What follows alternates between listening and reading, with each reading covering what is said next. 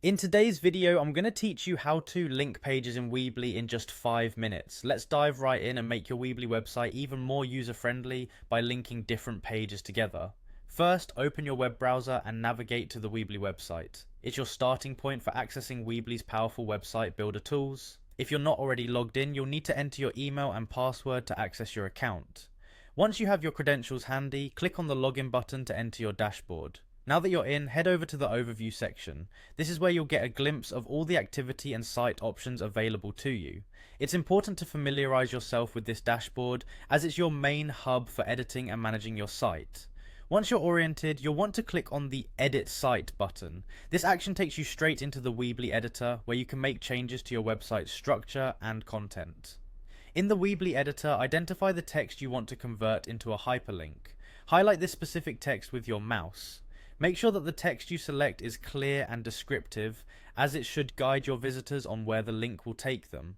After selecting the text, look for the link icon in the toolbar. This step is crucial because it's how you open the options to attach a link to the selected text. Now a panel will pop open, giving you several linking options. Here you should select the page option to connect your highlighted text to another page within your website. Doing this allows your users to carry on their journey through your site seamlessly. It's just like creating an internal roadmap for them. Afterwards, a list of your site's pages will appear. This is where you choose the specific page you want your text to link to. Carefully review the list and make your selection.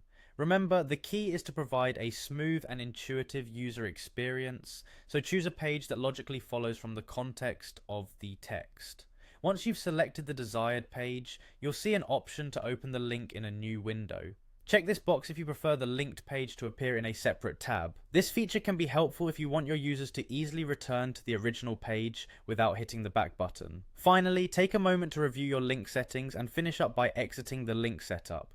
You've now successfully linked one of your Weebly site's pages to navigate your viewers with ease. With these steps, your website now offers a more interconnected experience.